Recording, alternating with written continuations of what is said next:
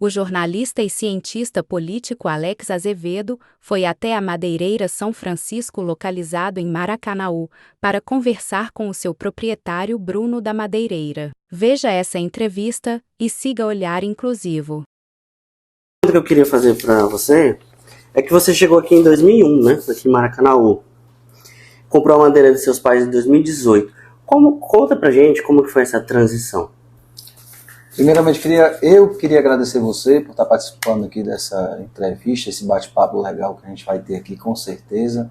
Falar um pouco sobre a minha história, a história do Bruno quando adolescente, a história do Bruno como empreendedor, né? E a história do Bruno, principalmente aqui em Maracanaú, né?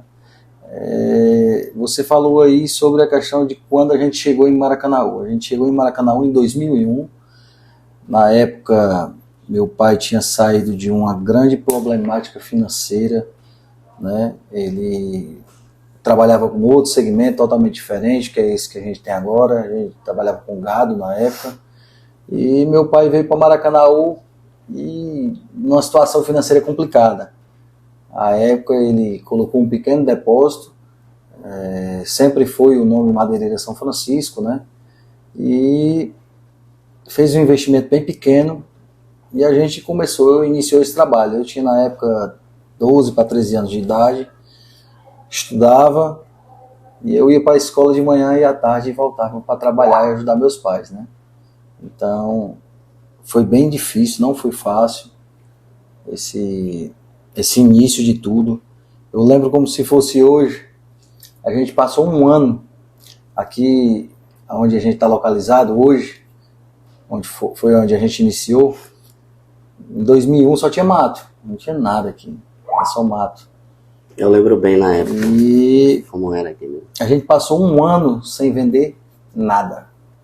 Um ano, você imagina, você passar um ano só pastorando e não conseguir vender nada. Mas mesmo assim a minha mãe é uma pessoa de muita fé, meu pai também, e ela sempre orando ali, pedindo a Deus para iluminar, né? A gente não estava passando uma situação fácil na época. Em 2018, como é que foi essa transição da compra da madeireira por você com relação aos seus pais? Como é que foi feito isso? Assim, até chegar a esse ponto, eu tive que passar uma trajetória bem complexa, né? De muito trabalho, muito estudo, até chegar a esse ponto de adquirir a madeireira São Francisco dos meus pais, né? E quando foi em 2012, que eu me formei em 2012, por coincidência eu fui no interior, na fazenda de um primo meu, um aniversário que tinha lá. E nesse aniversário tinha um primo meu que ele tinha acabado de se formar em engenharia, e ele tinha colocado uma pequena construtora, tinha aberto uma pequena construtora. Sei que nesse churrasco lá, nessa conversa, aí meu primo falando, eu sempre tinha vontade de ter alguma coisa fora dos meus pais, né? Sempre tinha vontade, sempre fazia alguma coisa. E estava conversando sobre isso, que estava fazendo algumas obras e tal, tinha algumas obras a fazer que seriam boas, mas ele não tinha o dinheiro para poder fazer. E eu cheguei para ele, eu sem nem um tostão, disse assim: rapaz, e se eu entrasse de sócio contigo, dava certo? É o plano Minha Casa Minha Vida. Isso. E muita gente começou a construir essas casas Minha Casa Minha Vida para poder vender. O financiamento estava aquecido, estava todo mundo comprando. E ele perguntou se eu não queria começar, eu disse que queria, se eu arrumasse dinheiro, se ele me aceitava como sócio, ele disse que aceitava. E eu vim para Fortaleza, alegre, né? Para Fortaleza não, vim para Maracanaú, eu alegre, para começar com meu pai para pedir esse dinheiro para começar essa obra, né? Aí eu cheguei e falei com ele, eu me lembro que fosse hoje, eu disse assim: pai, conversei, contei a história toda, todo empolgado, né? Queria começar a trabalhar sozinho. Aí eu cheguei para ele e disse assim: pai, conversei com meu primo, tal, ele disse que aceitava. Eu queria saber se eu tenho como me arrumar esse dinheiro emprestado para poder começar essa obra junto com ele. Aí ele olhou para mim: quanto era? Aí eu disse: é 150 mil reais. Ele olhou para mim e disse assim: se eu tivesse 150 mil, eu estava na praia. Rapaz, isso aí doeu tanto em mim, meu amigo. Eu fiquei assim meio triste. Na verdade, fiquei muito triste. Aí passei um mês triste, assim, ele vendo eu trabalhando e eu desmotivado. Não via luz, né? Tinha me formado em Direito, né? Do meio pro fim eu já trabalhando, né? Sempre trabalhando, eu gostava do comércio em si, gostava dessa questão do comércio. E eu disse, meu irmão, é o seguinte, eu vou ter que estudar mesmo e vou fazer a OAB para poder ser advogado, que é a única forma de eu conseguir me destacar na minha vida, ter alguma coisa, vai ser assim, senão eu vou depender, né, do pequeno salário que eu ganhava dos meus pais, porque meus pais, assim, como eu até entendo eles e agradeço, meu pai sempre foi muito rígido, muito duro, ele sempre foi um muito bom pai, minha mãe, a Maria, nem se fala, mas ele sempre foi de cobrar, e tipo assim, ele dizia, olha, você quer ter alguma coisa na sua vida, você trabalhe, estude e trabalhe para você conseguir. O que eu puder lhe ajudar a pagar seus estudos, a lhe ajudar a você trabalhar, você vai ter. Mas nada de graças nunca foi dado. E com relação à madeireira, eu insisto na questão, como é que foi feita essa transição dos seus pais para você. E eu também queria que você contasse quais são os tipos de madeira que você tem aqui e quais são as mais usadas na construção civil. Pronto. Para chegar o momento da compra da madeireira. Então, em 2012, como eu falei, a gente começou, meu pai disse que não tinha esse dinheiro, e aí, um mês depois ele chegou para mim e perguntou, pergunte ao seu primo se 70 mil reais dá. E ele me emprestou esses 70 mil reais. Ele disse, olha, esse aqui é emprestado, você vai me pagar 1% depois que você conseguir fazer a primeira casa. E eu fiz a primeira casa, fiz a segunda, e eu fui pagar ele não aceitou o dinheiro. E eu vim pagar ele já agora em 2020. Eu dei de presente para ele um terreno, um valor bem maior do que o que ele tinha me emprestado, como compensação pelo que ele fez por mim, né? Uhum. Aí comecei essa construtora, junto com meu primo, começamos a fazer essas pequenas obras, deu certo, aí a gente entrou para o mercado de licitações, obras públicas, e a gente começou a fazer obras públicas. Primeiro ano foi um ano complicado, mas a gente sempre com o pé no chão.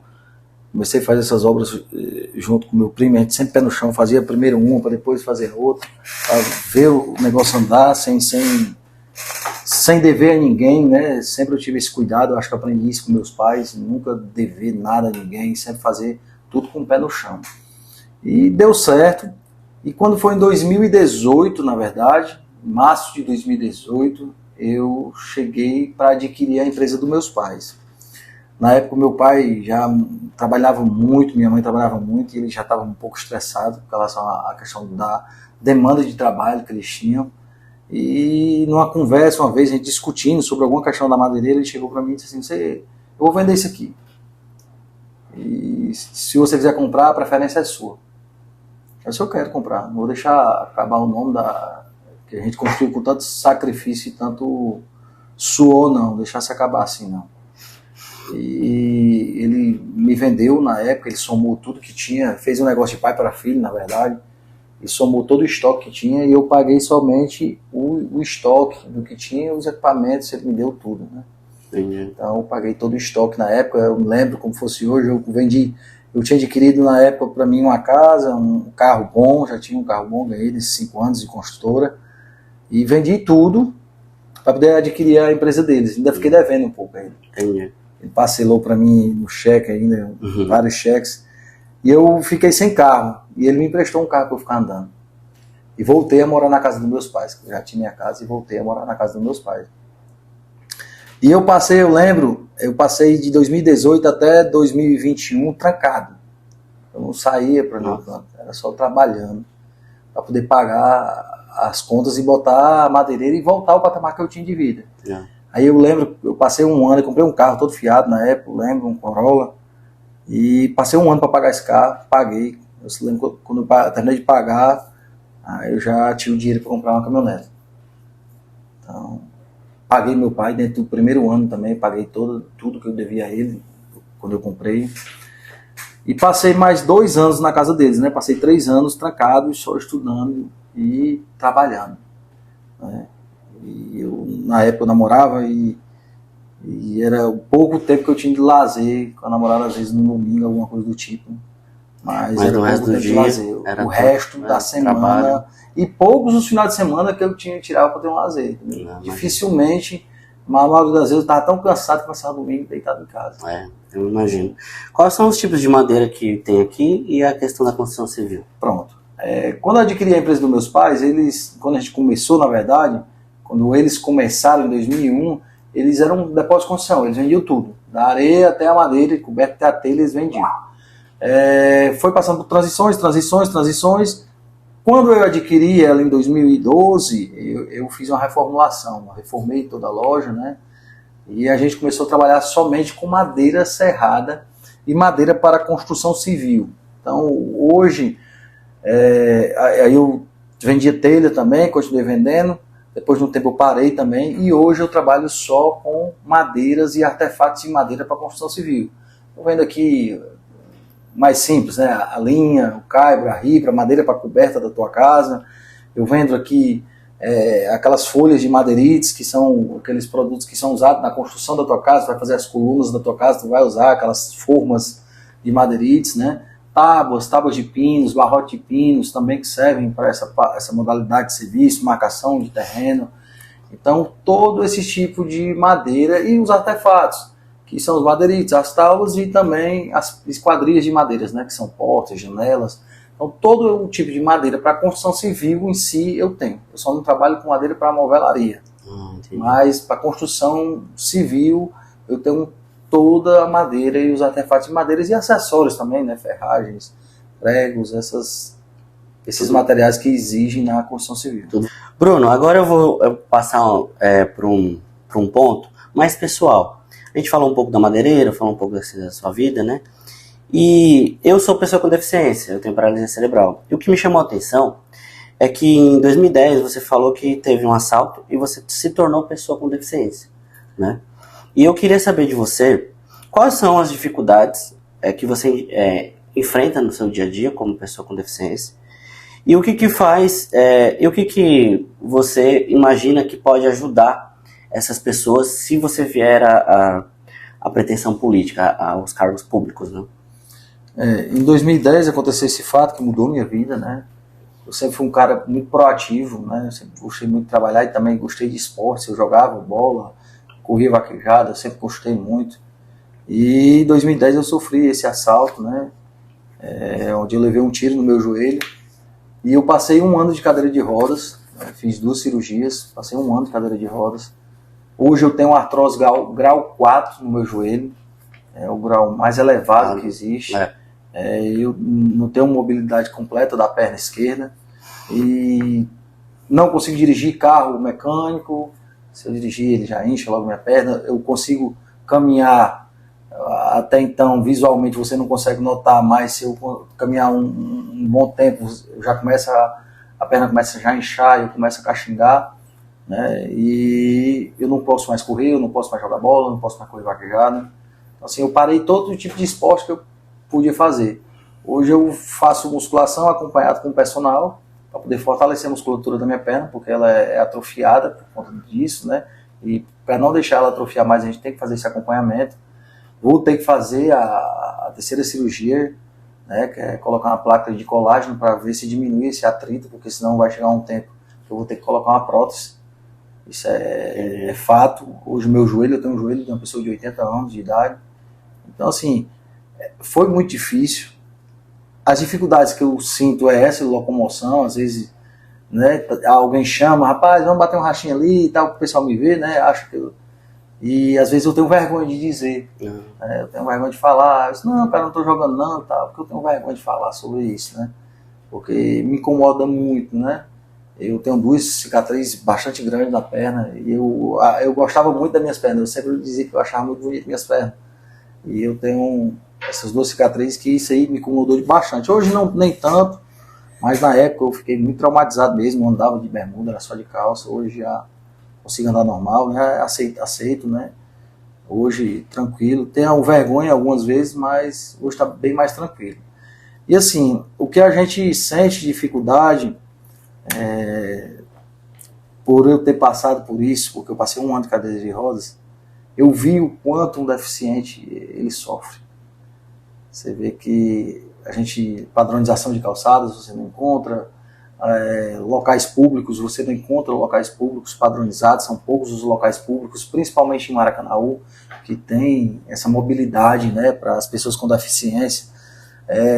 Locais privados também, a gente muitas vezes sente dificuldade de ir no restaurante e a cadeira não passar na porta do banheiro. Então, assim, eu me preocupo muito com isso. Eu acho que a gestão municipal deveria se preocupar bastante com isso também. Eu não vejo assim, um cuidado expressivo, uma secretaria que cuidasse desse setor específico. Eu acho que, como gestor, o mínimo que poderia ser feito é criar uma secretaria voltada para esse público, porque a gente tem que adequar os ambientes às pessoas. Acho que não é as pessoas que têm que se adequar aos ambientes, e sim os ambientes se adequar às pessoas. Então tem que ter esse olhar voltado mais aos deficientes. Não falo só quem tem deficiência motora, mas qualquer tipo de deficiência física tem que ter o auxílio. Eu fico impressionado, como você falou, ter essa deficiência e você estar aqui como jornalista fazendo um trabalho espetacular como esse. Então, assim, é de parabenizar mesmo. E é como eu digo, ter um olhar mais cuidadoso, inclusivo, né, para poder a gente colocar essas pessoas no mercado e não só fazer com que essas pessoas consigam se locomover bem, mas colocá-las no mercado de trabalho. Eu sinto essa dificuldade também. A gente poderia fazer um projeto voltado a essa inclusão das pessoas no mercado de trabalho. Hoje somos o polo industrial do estado do Ceará. Então acho que a prefeitura devia sim se cuidar disso aí, colocar uma secretaria especializada para poder algariar, né? Fiscalizar mais, orientar, ajudar, né? Fazer projetos voltados a essa inclusão das pessoas com deficiência no mercado de trabalho, nas indústrias, nos comércios do município, né? Eu te disse, eu tenho um blog desde 2013 e eu sou do início do Facebook, né? A gente tem a página ainda no Facebook e hoje, nessa entrevista que eu estou fazendo com o senhor, é a primeira vez que eu peço para o público perguntar, porque as ferramentas sociais requerem mais uma interação, né? E o Maracanaú Ordinário fez uma pergunta para o senhor. A seguinte pergunta, eu vou traduzir aqui. O senhor apoiou o atual prefeito Roberto Pessoa e sua gestão. O que aconteceu para o senhor mudar de opinião? Apoiei sim Roberto Pessoa, apoiei Firmo Camussa, apoiei alguns vereadores de Maracanaú, e eu acho assim, ninguém conhece ninguém, né? A gente acha que conhece as pessoas, mas você quer conhecer de verdade, você dê dinheiro e poder, né? Eu sempre fui muito parceiro da gestão, sempre fui um cara que fiz de tudo para que o Maracanaú crescesse cada vez mais, né? Principalmente na minha região aqui, que é no bairro Residencial Maracanaú, porque é onde eu cresci, né? Eu pequenininho estava jogando bola com os meninos aqui, então eu conheço toda a região aqui. Como eu falei para você, eu fui entregador de carroça. O entregador de carroça sabe tudo, o entregador de depósito ele vai para todo canto, então eu conheço a realidade de Maracanaú. E quando eu comecei a crescer de verdade financeiramente, crescer como pessoa, porque você começa a crescer como pessoa quando você começa a alcançar, né, uma estabilidade financeira, você consegue, no meu caso, empreendedor, conseguia ter sua empresa, conseguia chegar em patamares maiores, ser reconhecido. Então, hoje tem que ser bem sincero. Ou você só é reconhecido pelo que você faz. Se você é jornalista, vai chegar um momento que você vai ser reconhecido. Se você começar a se dedicar, a trabalhar mais, você começar a chegar em locais maiores, a entrevistar pessoas maiores, o seu blog crescer, aí você vai ficar mais respeitado. Então a mesma coisa é quem é empreendedor. Quando você tem um pequeno comércio, você não é reconhecido por ninguém. Quando você começa a ter um comércio maior, você começa a ter uma empresa maior, você começa a ser reconhecido. Então, assim, eu sou bem sincero, comecei a ser reconhecido por conta da minha empresa como empreendedor e sempre apoiei os políticos porque eu queria desenvolvimento do meu município, né? Só que, com o passar dos anos, eu vi que não estava sendo feito o trabalho da forma que deveria ser feito. Residencial Maracanaú, a gestão está quase 20 anos no poder. Eu estou aqui há 22 anos. Residencial Maracanaú não mudou nada. Então a gente sempre chegava, e cobrava dos polícias, apoiava, acreditando na mudança. Roberto Pessoa, tenho que reconhecer o trabalho que o Roberto Pessoa fez pelo Maracanaú, reconheço. Eu não sou de criticar, eu sou de reconhecer o que é certo e o que é errado. Roberto Pessoa foi muito importante para o município de Maracanaú, sim. A transição de Júlio César para Roberto Pessoa, eu lembro... Desculpa, você falou foi no passado, ele ainda é o atual prefeito. Você acha que ele não serve mais assim? Hoje... Está desatualizado? Hoje é onde eu ia chegar. Roberto Pessoa fez muito para o Maracanaú. Roberto Pessoa fez uma transição muito grande. Júlio César, Roberto Pessoa mudou muito o Maracanaú. Isso é de se reconhecer.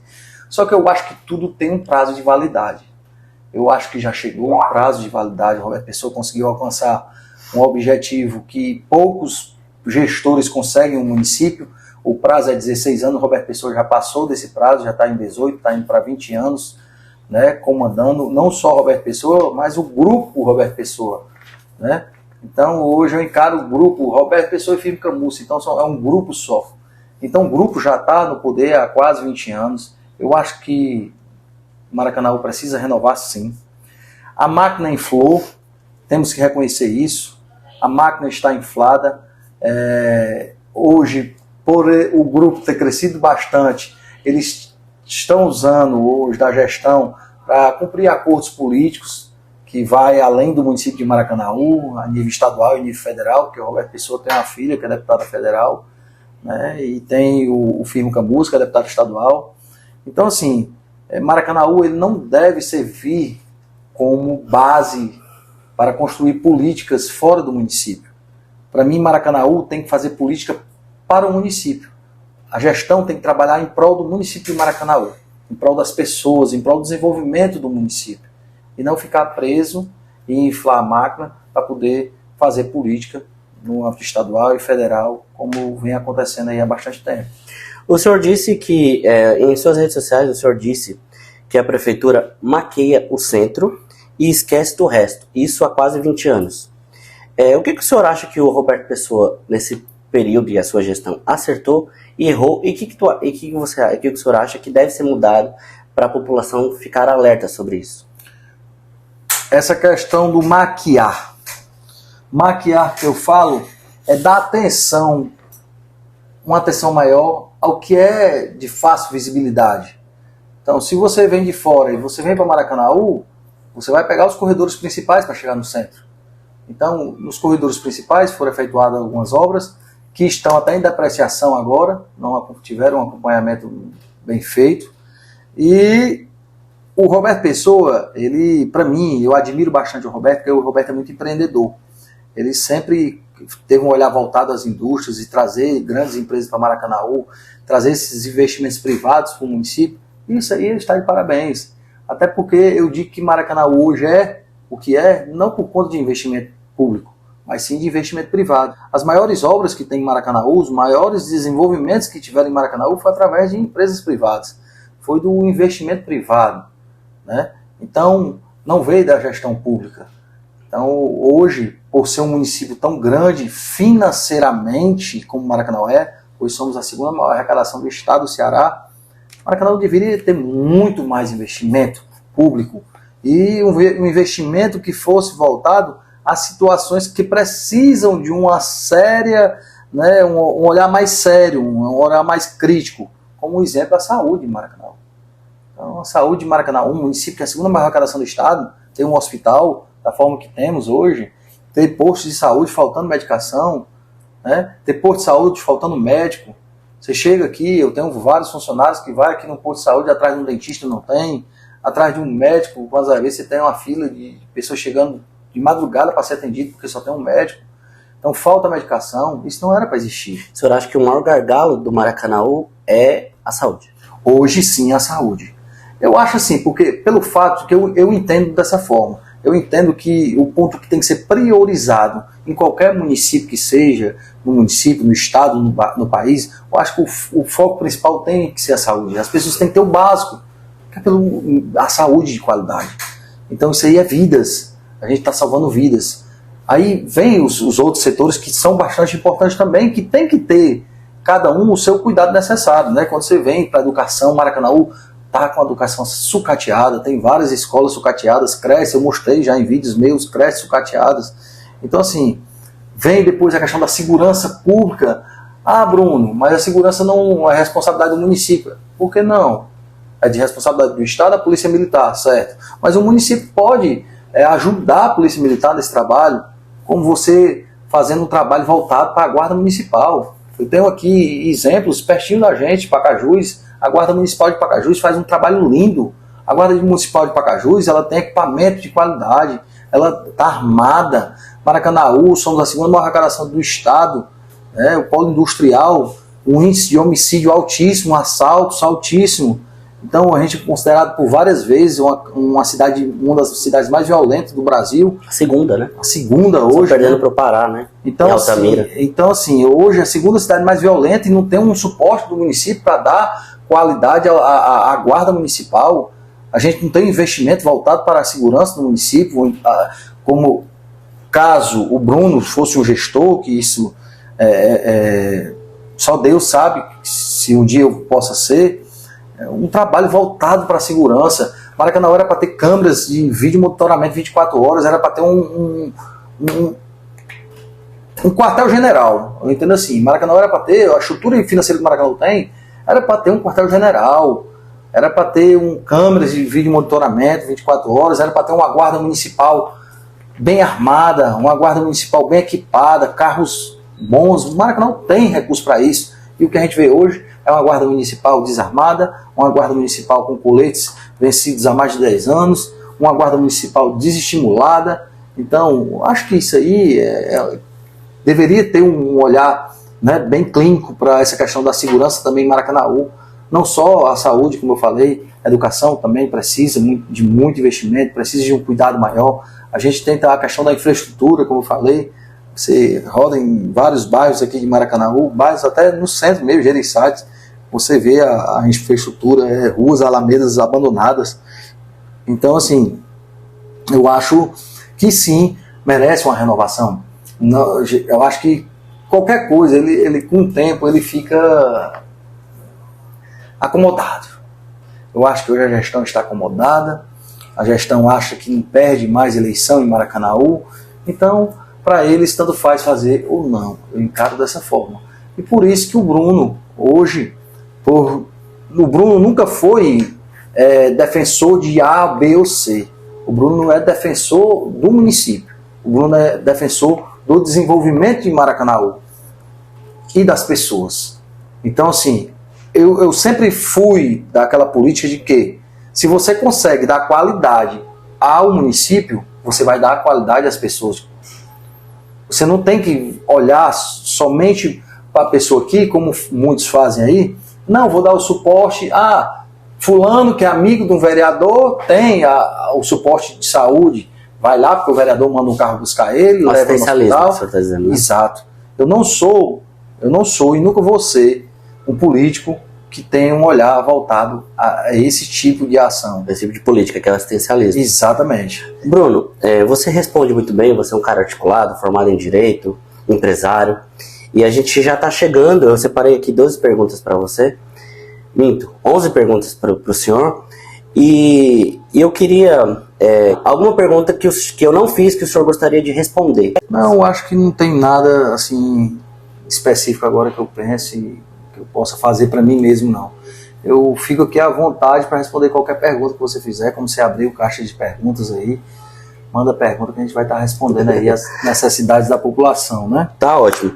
Então eu vou para mais uma questão política, porque o senhor é um empresário, como eu disse, bem sucedido, e o senhor explicou a sua história aqui dentro do município desde 2001. E voltando para a questão política, eu queria saber se o senhor vai entrar na vida política, se o senhor vai ser candidato, pré-candidato a vereador, que a gente não pode dizer candidato até próximas eleições, né, o ano que vem, isso. Mas se o senhor é pré-candidato a vereador, e se o senhor articula, o senhor falou algumas vezes que gostaria de ser candidato até prefeito, né? Eu gostaria de saber se o senhor articula alguma coisa com o Júnior Mano, do PL, para tentar ser o vice dele, ou alguma coisa na chapa dele nesse sentido. Pronto, volta à política de Maracanaú. Quando eu resolvi entrar nessa vibe, eu posso dizer assim, política, eu sabia que eu ia passar por muitas dificuldades, até porque eu sou empresário. Eu aprendi a empreender, eu não aprendi política. Eu sou um cara que eu sou muito sincero, e muitas vezes na política você ser sincero acaba sendo um defeito, não é isso? Então assim, quando eu resolvi de verdade entrar nisso aí, eu disse, rapaz, eu vou resolver a brigar para ver se Maracanaú muda. Não foi com pretensão de ser vereador. Eu não sou pré-candidato a vereador de Maracanaú. Eu sou o Bruno, empresário de Maracanaú, que está brigando pelo município melhor. Hoje, eu fui convidado, sim, pelo Júnior Mano, deputado federal Júnior Mano, para ser o presidente do PL aqui em Maracanaú. Ele quer montar o partido em Maracanaú, quer reativar esse partido em Maracanaú. E eu aceitei esse convite. A gente está nos trâmites para poder assumir a presidência do partido, né? A gente está montando a comissão, tudo direitinho. E o meu intuito é esse. O meu intuito é fazer uma política de renovação. O meu intuito é fazer a mudança em Maracanaú, mas uma mudança que seja uma mudança para melhor. Eu não quero que Maracanaú mude e entre um novo gestor que seja pior do que o que já tem. Até porque, como eu falei para você, Maracanaú e Roberto Pessoa tem uma história, tem um legado em Maracanaú e tem que ser respeitado. Então, Maracanaú se desenvolveu muito com Roberto Pessoa. Agora eu só acho que passou. Eu acho que tem prazo de validade. A política tem prazo de validade, como tudo na vida da gente, a gente tem. Até a nossa vida tem prazo de validade. Então, eu acho que devemos mudar, sim, mas com pessoas que têm a capacidade de melhorar o nosso município. Então, por isso que eu aceitei o convite do deputado federal Júnior Mano. Eu acredito muito no Júnior Mano. O Júnior Mano é um cara, um político novo, né? Mas é um cara bastante articulado. Você pode ver, o Júnior Mano na primeira votação, o Júnior Mano tirou acho que 50 e poucos mil votos, quase não entra. Depois de 4 anos, o Júnior Mano, candidato de novo, se tornou o segundo deputado federal mais votado do estado do Ceará, né? Hoje o Júnior Mano tem uma articulação política bastante grande, né, no governo federal. É um cara que tem uma visão política que tem que respeitar. O cara é muito articulado, muito inteligente e ele sabe trabalhar bastante e tem uma visão do grupo político, né, com o Dr. Silon como nosso líder do partido. E já temos 18 prefeituras, né, no início, 18 prefeituras que vêm se desenvolvendo. Temos um exemplo da prefeitura de Nova Russas, que é a esposa do Júnior Mano, vem fazendo um ótimo trabalho, é uma prefeita que tem uma aceitação aí de quase 90% de aprovação das pessoas daquele município, fez um belo trabalho no município. Então assim, eu acredito muito nessa política nova, em pessoas que têm novas visões, pessoas que têm o que o Júnior tem, que é a articulação. O Júnior Mano hoje ele tem um poder de articulação muito grande. Então o município de Maracanaú, como a segunda maior arrecadação do estado do Ceará e um polo industrial, ele precisa dessa articulação. Ele precisa de pessoas que consigam ter contatos fora, trazer indústrias de fora para cá, né, de ter esse bom relacionamento com o governo federal e ministérios para trazer recursos para o município de Maracanaú e a gente fazer esse desenvolvimento que está sendo necessário. Por exemplo, o Júnior Mano hoje tem portas abertas em todos os ministérios. Então a gente hoje precisa de recursos no Ministério da Saúde para trazer a qualidade que a saúde de Maracanaú precisa. Mesmo sabendo que já tem, a gente tem que trazer mais. Tem que trazer mais. Você acha que, eu não tenho essa pergunta aqui, mas você acha que o Capitão Wagner, ele não é o suficiente? Você acha que ele não tem técnica para estar ali na Secretaria da Saúde? Com certeza, com certeza. Isso aí, quando eu vi a nomeação do Capitão Wagner como secretário de saúde de Maracanaú, eu fiquei estarrecido. Então, como é que você coloca um capitão da polícia para poder ser o gestor da Secretaria de Saúde do município de Maracanaú, que vem com a saúde já da forma que vem? A saúde de Maracanaú, ela vem já há muito tempo que o povo vem sofrendo. Então, não tem uma gestão. O antigo gestor era um veterinário. Então, eu acredito muito que cada setor precisa de pessoas especializadas nele. Sei que a saúde está passando por uma dificuldade bastante grande. Maracanaú, temos o hospital faltando medicação, temos posto de saúde faltando medicação, temos a estrutura do hospital que nunca termina essa reforma. Então, isso aí, para mim, foi muito constrangedor. Eu acho que cada setor, a gente devemos colocar pessoas que são capacitadas para aquele setor. Para mim, a Secretaria de Saúde, ela tem que, no mínimo, ser ocupado por um médico, e principalmente que ele já tem uma história de gestão na área da saúde. Tem que ser técnico. Técnico. Para mim, eu acredito muito nessa questão de você colocar em setores específicos pessoas técnicas. Saindo um pouco do município de Maracanaú e indo para a federação, qual que é a sua posição ideológica? O senhor é de esquerda, é de direita? E o que o senhor acha do presidente Lula e dos partidos PT e PSOL? Pronto, eu sou de direita, eu acredito muito na posição da direita. Eu sou... a minha ideologia, o que a direita traz e tenta aplicar, é uma ideologia que eu me identifico muito. Sou cristão, eu acredito muito nos valores cristãos, nos valores da família, né? Então, assim, eu sou de direita. Algumas pessoas, um exemplo, eu aqui em Maracanaú ajudei muito na campanha do Bolsonaro. Então, eu e outro empresário aqui de Maracanaú também, a gente ajudou bastante. Mas eu vi até na entrevista dele e eu respondo a mesma coisa e ele sabe que isso é uma verdade. Eu não morro de amores por Bolsonaro. Eu sempre, muitas das vezes, eu critiquei o posicionamento do Bolsonaro. Então, nas palavras, às vezes de ele não pensar no que responder, às vezes se exaltar, entendeu? Então eu nunca fui de acordo com isso. Mas, na época, era necessário, e foi necessário, por isso que ele ganhou a eleição. Mas ele não soube fazer um trabalho que a gente necessitava. Então eu acredito muito que temos que sim ter valores voltados à direita, sim, acredito muito na direita, mas sem aquela pitada de sal do Bolsonaro. Uma coisa mais tranquila, respeitando as diferenças das pessoas. Mais democrática? Exato, eu acredito sim. Eu acredito sim.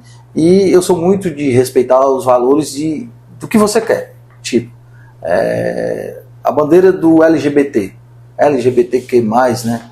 Então, assim, eu respeito demais. Eu tenho vários amigos gays, lésbicas, e eu respeito demais. E, na verdade, são os que eu mais gosto. São fiéis, são amigos, parceiros. Então, é respeitar as pessoas como elas são.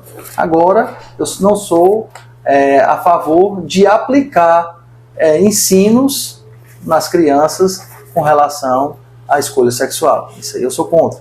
Então, por isso que eu tenho um olhar mais voltado para a direita. Eu acho que a direita, sim, é mais o caminho. Sobre o PT... E o presidente Lula? E o presidente Lula. O PT... Respeito muitas pessoas que são do PT. Conheço vários. Estive até presente no aniversário de uma pessoa que é do Partido dos Trabalhadores. Conheço muita gente boa lá dentro do PT. Mas tem algumas pessoas que eu não concordo com o pensamento delas. Algumas ideologias que são aplicadas pelo PT e o PSOL, eu não concordo.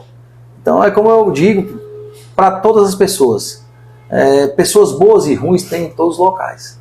Vai ter na direita, vai ter no PL, vai ter no MDB, vai ter no PT, vai ter na igreja evangélica, vai ter na igreja católica, vai ter no centro de Umbanda. Então, assim, sempre vai ter as pessoas, pessoas boas e pessoas ruins. Só que do PT, tem uma ala do PT que eu não concordo. Que eles pregam a ideologia que, para mim, eu não aceito e respeito, mas não aceito. O presidente Lula, não admiro a pessoa do presidente Lula, nunca admirei. Na verdade, se eu disser que eu nunca o admirei, eu estou mentindo. Volto a minha palavra a falar. O presidente Lula eu admiro pelo fato da pessoa que ele se tornou. O Lula era um metalúrgico, o cara não tinha instrução nenhuma, não tinha dinheiro, e chegar aonde ele chegou, para mim isso aí é impressionante. Admiro demais a capacidade dele de fazer tudo o que ele fez para chegar onde ele chegou. Só que quando ele chegou, para mim, ele me decepcionou. Então, na primeira eleição do Lula, eu era menino velho, mas votei no Lula, porque meus pais pediram. Então, assim, rapaz, o cara desse saiu da metalúrgica para ser o presidente do Brasil, tem que tirar o chapéu, e tira o chapéu para ele. Durante esse período, não sei o que ele fez, mas ele chegou. Só que depois que ele chegou, ele tinha tudo para poder fazer tudo certo. E acabou pecando em muitas situações. O presidente Lula, hoje, como o pessoal fala, ele diz que ele foi descondenado. Ele não foi descondenado.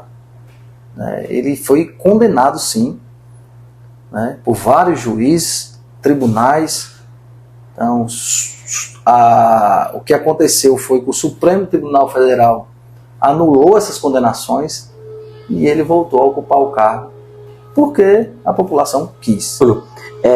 Eu fico feliz que você tenha acompanhado as entrevistas que a gente tem feito, que é um trabalho jornalístico, profissional, né? A gente respeita a opinião de cada pessoa e a gente tenta manter a fidelidade de toda a fala, né? Que eu acho isso importante.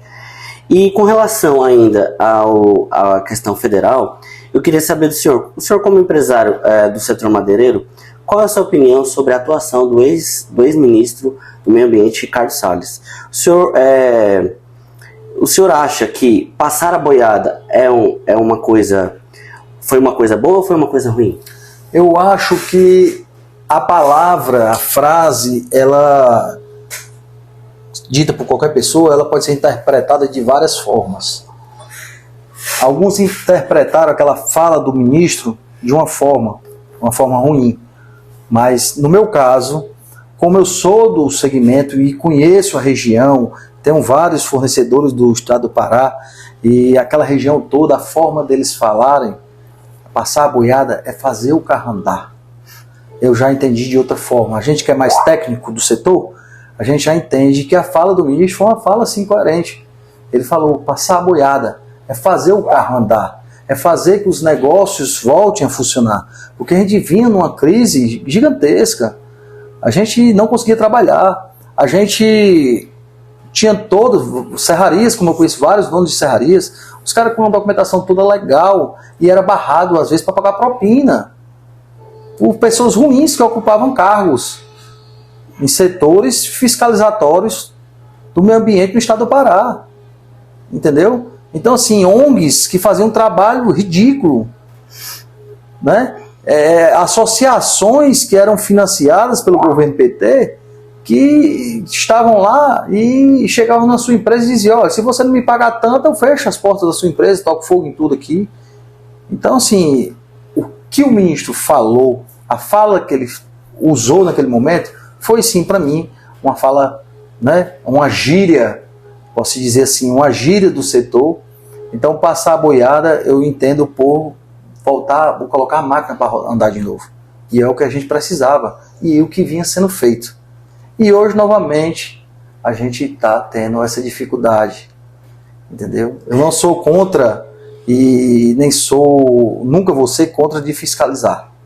Fiscalize, mas fiscalize da forma correta, e não usar da fiscalização para poder, como eu posso dizer a palavra, roubar, lhe saquear, chegar para você, lhe ameaçar para poder conseguir fazer uma coisa que é legal.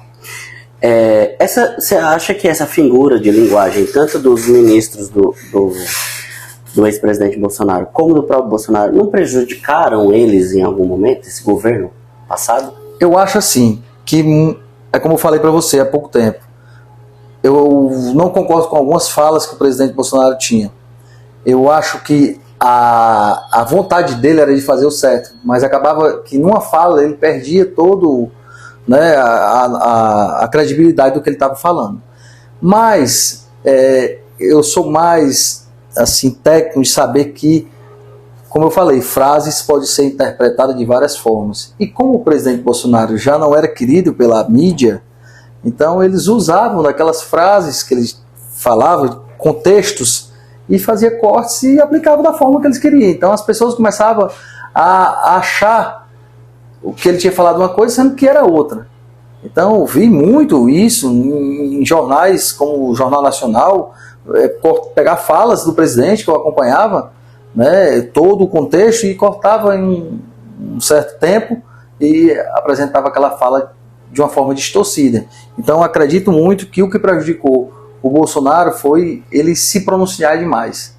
Se ele tivesse se resguardado mais, sabendo que ele tinha uma mídia, uma grande mídia, né, a maior parte da grande mídia contra ele teria que se resguardado mais nas falas e sim, feito o trabalho que ele vinha fazendo, que para mim era um trabalho muito bom.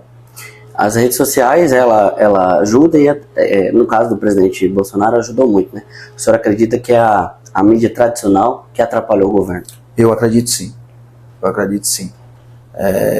como eu falo, volto a falar, Bolsonaro teve algumas situações que ele pecou mesmo, ninguém é perfeito, mas a grande mídia atrapalhou bastante, não só o Bolsonaro, mas como a gestão, né, do Bolsonaro em si, no nosso país. Eu quero fazer as últimas duas perguntas, e a próxima é a seguinte. O ex-presidente Bolsonaro foi criticado por suas declarações e ações relacionadas ao meio ambiente. Qual é a sua opinião sobre o papel do presidente em combate às mudanças climáticas e à preservação da natureza? Ele acertou, ele errou? Acertou bastante. Um exemplo tão grande do que ele acertou foi que hoje o Lula está no poder há quantos meses? 6 meses. 6 meses.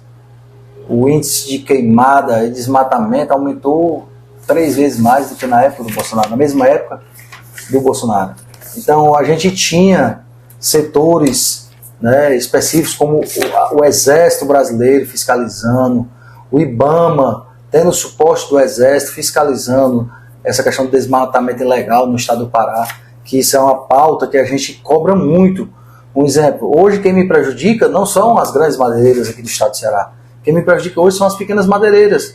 O cara que se aventura, vai lá, compra uma serraria pequena dentro do mato, carrega um caminhão, vem sem nota, descarrega aqui e vende para todo mundo. Então quem atrapalha a gente são essas pessoas. Hoje a madeireira São Francisco, ela compra das maiores exportadoras do Brasil. Então não tem como trabalhar de uma forma legal. Essas empresas não vão trabalhar nunca de forma legal, até porque elas são exportadoras. E o mercado externo ele não aceita isso aí. Então assim, o trabalho está sendo feito da melhor forma possível, sim. Eu fui por várias vezes no estado do Pará, onde a maior parte da nossa madeira vem lá daquela região, e eu presenciei como o IBAMA, a SEMA do Pará estava trabalhando, as pessoas que tinham saído dos cargos lá, a forma que o Ministério do Meio Ambiente, né, junto com, na época, quem assumiu foi até o nosso vice-presidente, o Mourão, ele assumiu a pasta de responsabilidade de fiscalizar essa parte do desmatamento, né? Então, assim, estava andando, o negócio estava organizado. Então, é como eu digo, quando as informações e a grande mídia foi o que fez atrapalhar bastante a gestão do governo Bolsonaro para a gente aqui no Brasil.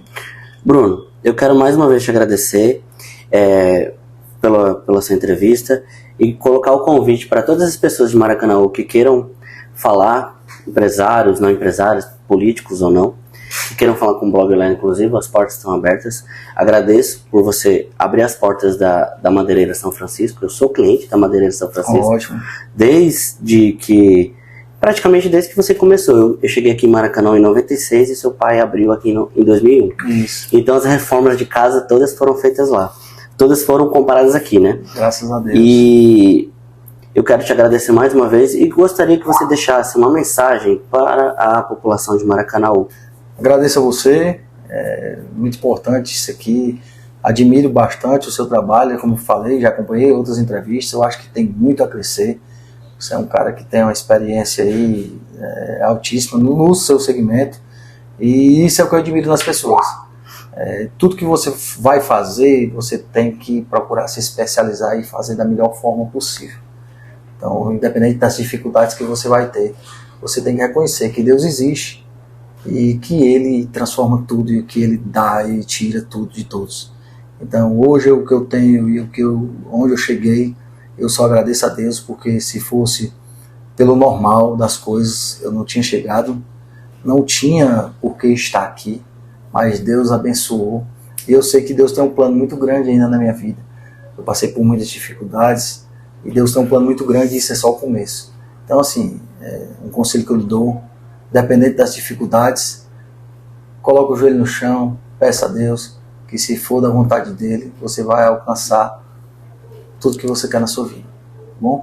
E para a população de Maracanaú, quero deixar um recado, que o Bruno Barreto de Holanda está aqui para ajudar no que for preciso. Hoje as pessoas me conhecem como Bruno da Madeireira. Então, assim, hoje o meu trabalho é em prol de um Maracanaú melhor. Estou aqui à disposição de vocês para o que for preciso. Como eu falei aqui na entrevista, não sou pré-candidato a nada ainda, mas eu estou à disposição de você, de Maracanaú, para o que vocês precisar, por um município melhor. Então, eu sou de Maracanaú, quero o desenvolvimento do meu município, e acredito que só melhora a vida das pessoas se a gestão tiver um olhar bem mais cuidadoso com essa questão da infraestrutura como um todo do município de Maracanaú. Deus abençoe a todos. Um abraço. Muito obrigado mais uma vez, Alex. Tamo junto.